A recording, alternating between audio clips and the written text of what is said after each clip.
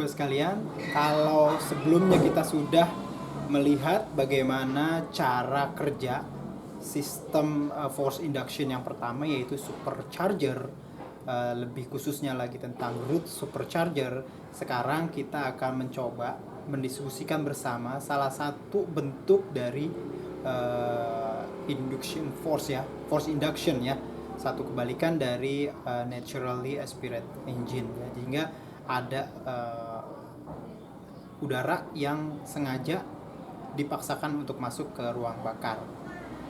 Yang kedua, kita akan bahas tentang turbocharger. Sistemnya seperti apa sih sistem turbocharger? Jadi seperti ini. Ini ada sebuah ruang bakar seperti yang kita tahu ya. Di sini ada silinder, lalu ini ada piston, ini ada clap in, ada clap out, ada sistem intake ya, jalur intake dan jalur exhaust. Nah, pada saat ini terjadi pembakaran, maka akan ada menghasilkan exhaust ya, atau menghasilkan gas buang. Nah, gas buangnya ini di sistem turbocharger itu sama, awalnya diarahkan ke arah jalur pembuangan, namun gas buangnya dipergunakan untuk memutar sebuah turbin. Oke, sob ya, di sini ada turbin. Gas buang dari engine atau mesin itu digunakan untuk memutar sebuah turbin. Nah, turbin ini merupakan boost atau sistem boost dari sistem turbo. Jadi nggak hanya satu turbin, jadi ada dua turbin sob. Ya, ada turbin pertama ini yang bilahnya saya warnakan dengan merah, dan satu lagi turbin kedua dengan warna hijau. Pada saat gas buang berputar ke sini, itu akan memutar turbin. Dan turbin pertama itu berhubungan dengan turbin kedua dengan sebuah shaft atau sebuah poros. Dua-duanya, kalau turbin yang pertama bergerak, maka turbin kedua juga bergerak. Nah, gerakan turbin kedua ini yang cukup penting.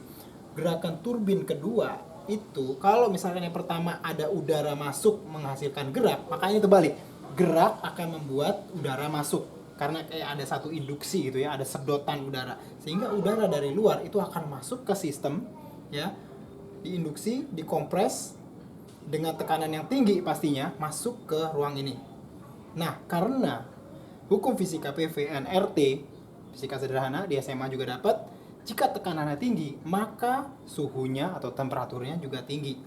Nah, kita tuh nggak pengen udara yang masuk ke dalam sistem ruang bakar itu sistem temperaturnya tuh udah tinggi. Oleh sebab itu, ada yang namanya, kalau misalkan kita dengar-dengar di mesin-mesin diesel, itu namanya intercooler.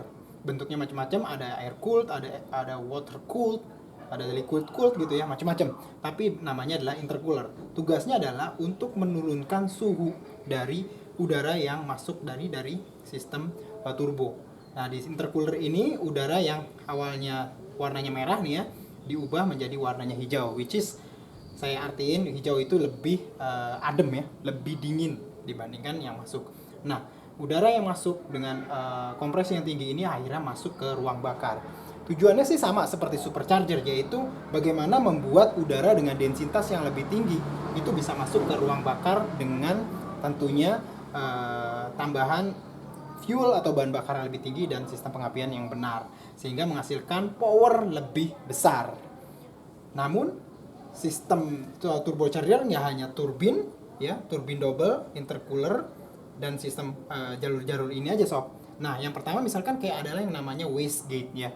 Waste itu buangan, gate itu ya gate ya, gerbang pembuangan. Tujuannya apa? Jadi gini, dalam sebuah sistem turbin dari turbocharger, nah pada dasarnya kita nggak pengen misalkan tekanan dari turbocharger itu melebihi dari sesuatu yang kita inginkan, misalkan 8 psi. Kita nggak pengen lebih dari 8 psi karena akan tekanannya akan jauh lebih tinggi. Nah, oleh sebab itu ada yang namanya wastegate. Wastegate ini macam-macam sih bentuknya. Misalkan pakai spring, sehingga bila spring ini kena tekanan lebih dari 8 psi, maka spring ini akan membuka dan akan membuang tekanan udara gas buang, sehingga tekanan di sini tidak jadi lebih tinggi dari 8 psi. Seperti itu wastegate. Dan yang kedua, misalkan gini. Ini udah berjalan, udara induksi dari sini masuk intercooler jadi dingin, masuk ke sini. Cuman kan proses yang terjadi di ruang bakar itu nggak hanya nggak hanya pada saat pembakaran kan, ada kompresi, ada pembakaran, ada pembuangan macam-macam ya. Nah, pada saat yang lain misalkan dia ini clap in-nya ditutup, artinya apa?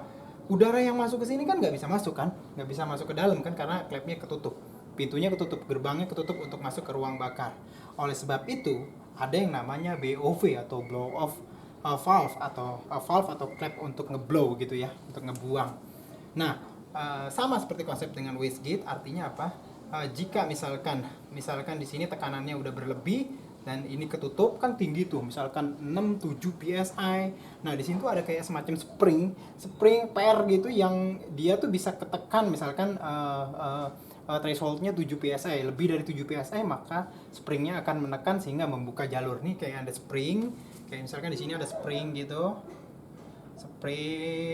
springnya ini akan ketekan ke atas, misalkan 6 psi, kebuka sehingga udara yang kejebak di sini akan bisa keluar. Nah, pada saat keluar itulah ada satu ciri yang kita bisa tahu di mesin-mesin turbocharge, yaitu kayak bunyi-bunyi desis kayak desis ular gitu, kayak pes pes pes. Nah, itu dia.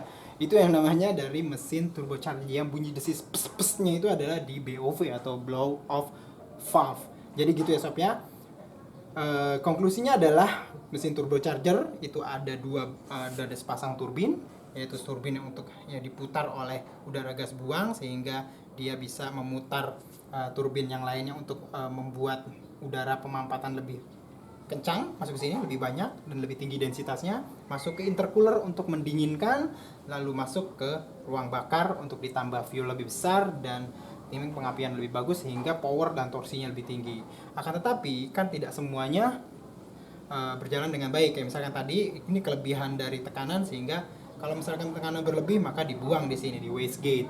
Dan itu pula kalau misalkan udara yang masuk sini pada saat klepnya ketutup, maka dia akan dibuang melalui sebuah BOV atau blow off engine hingga berbunyi pst, pst, pst. Ya, itu khas banget yang namanya mesin turbocharger. Sekian kita belajar, kita berdiskusi tentang dasar-dasar dari sebuah mesin turbocharger. Jika sobat ada yang mau ditambahkan atau ada yang ditanyakan, silahkan tulis di kolom komentar baik di tmcblog.com maupun di channel YouTube TMC Blog. Sekian dulu, salam.